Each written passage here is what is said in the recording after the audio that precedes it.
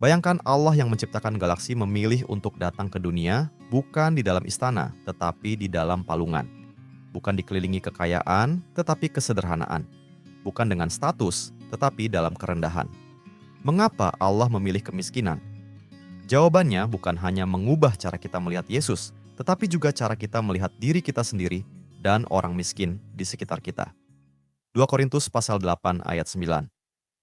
Karena kamu telah mengenal kasih karunia Tuhan kita Yesus Kristus, bahwa Ia yang oleh karena kamu menjadi miskin, sekalipun Ia kaya, supaya kamu menjadi kaya oleh karena kemiskinannya. Kemiskinan Kristus. Kitab Amsal mengajarkan bahwa Allah sangat mengidentifikasi dirinya dengan orang miskin. Amsal pasal 14 ayat 31 berkata bahwa ketika kita meremehkan orang miskin, kita sebenarnya menghina Tuhan. Amsal pasal 19 ayat 17 berkata bahwa ketika kita memberi kepada orang miskin, itu seperti kita memberi langsung kepada Tuhan. Namun, perjanjian baru menunjukkan kebenaran ini secara penuh dalam diri Yesus. Di dalam Kristus, Allah tidak hanya peduli pada orang miskin, Ia menjadi miskin.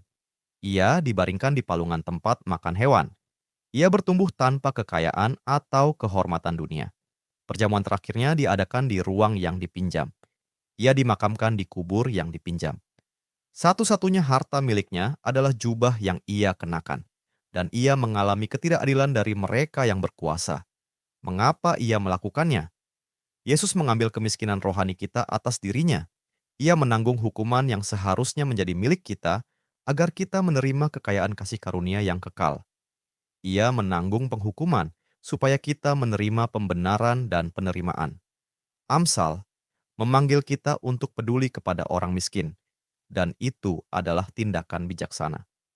Namun, kita tidak akan sungguh-sungguh mengasihi dan menghormati mereka sampai kita menyadari bahwa kita dulu miskin secara rohani, dan kita hidup hari ini hanya karena kasih karunia Allah. Ketika kita memahami hal ini, cara kita memperlakukan orang berubah. Kita tidak memberi dari rasa lebih tinggi, kita memberi dari rasa syukur. Kita menghormati karena Kristus terlebih dahulu menghormati dan mengasihi kita. Mari kita berhenti bentar dan mikir. Bagaimana kamu akan mengingat dan merawat orang miskin dalam nama Dia yang lahir di palungan untukmu? Mari kita berdoa bersama. Tuhan, kami hidup di tengah masyarakat yang sering berbicara tentang kepedulian terhadap orang miskin, tetapi sedikit dari kami yang benar-benar terlibat dan memberi dengan sungguh-sungguh. Berikan kami anugerah untuk hidup berbeda.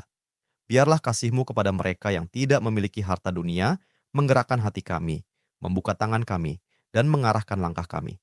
Ajari kami untuk mengasihi dan menghormati orang miskin dengan rendah hati dan penuh belas kasih, seperti Kristus telah mengasihi kami. Amin. Terima kasih telah bergabung dalam pembelajaran Alkitab hari ini. Jika Anda merasa diberkati melalui firman ini, bagikan kepada keluarga dan teman-teman Anda. Jangan lupa untuk like video ini, tinggalkan komentar, dan subscribe channel kami agar kita dapat terus belajar dan bertumbuh bersama dalam firman Tuhan. Tuhan Yesus memberkati.